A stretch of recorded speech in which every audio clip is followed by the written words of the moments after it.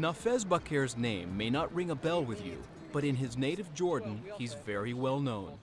That's because Bakir was once Jordan's top-ranked ping pong player. It led him to tournaments all around the world where he frequently brought home the top prize.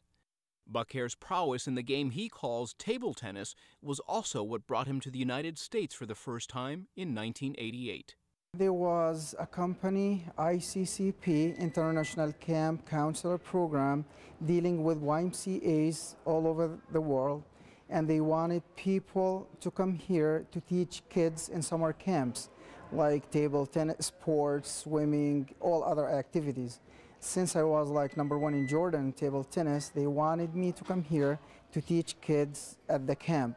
It was on a return visit to the U.S. in 1992 that Bakir met the woman who would become his wife.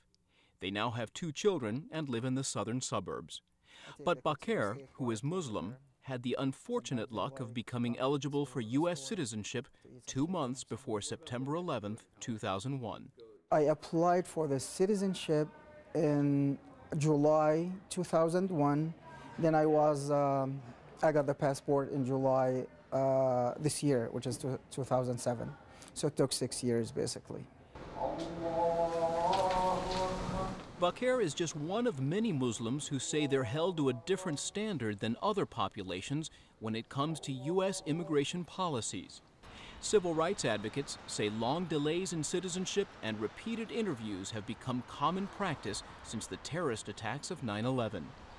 Bida Mustafi of the Council on American Islamic Relations says at any given time, her organization has over 100 cases of individuals suing the federal government for rights that are readily granted most other immigrant populations. We have clients who have been here for 25 years or more, who have been outstanding professors or doctors. It ultimately doesn't matter. What matters is that you are Muslim and that you come from one of these countries. Statute says that the United States Citizenship and Immigration Services has exactly 120 days from the date of the examination to issue a final decision on the application.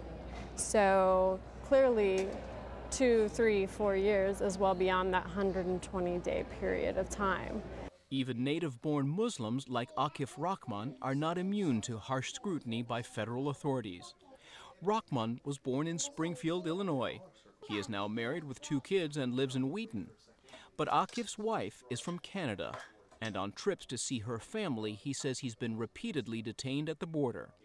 It's led him to file suit against the Department of Homeland Security. The one major event that really prompted me to file the lawsuit was when we were driving back from Canada with the family, and where I was held for 6 hours. I was handcuffed for 3, guarded for the full duration, and asked questions of whether I knew any of the 9/11 hijackers, if I knew of any terrorist funding, just, bizarre questions like that. It's not only federal officials who may be suspicious of Muslims. One Chicago area Muslim leader says anti-Muslim sentiment is on the rise nationwide.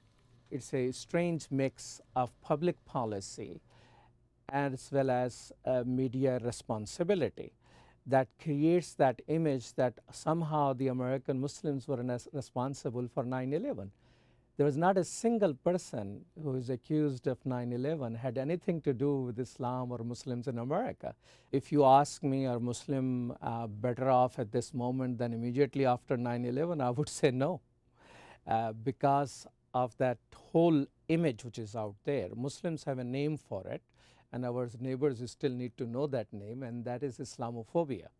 Among the organizations advocating for Muslim Americans is the ACLU, which has turned Akif Rahman's initial suit into a class action lawsuit. At the drop of a hat, U.S. citizens of Muslim descent are being investigated by the FBI. And all too often, this puts them into the watch list, and then they, or people who've got similar names, are being treated as though they're terrorists. There needs to be a system to ensure that people are not repeatedly being mistaken for watch-listed persons when they themselves are not watch-listed. Akif Rahman says since filing the suit last year, he has not been detained. Nafez Bakir, meanwhile, is now a proud American citizen. But tens of thousands of Muslims across the country remain in limbo or under suspicion, simply because their religion is tied to the worst terrorist attack on U.S. soil. If this was happening to fellow citizens of white Christian extraction, we would have solved the problem by now. But because this is happening to a vulnerable and all too often unpopular population of our country, we have not had the political will to solve this problem. And at least for the moment, that political will doesn't seem to be on the horizon. For Chicago Tonight, I'm Eddie Arruza.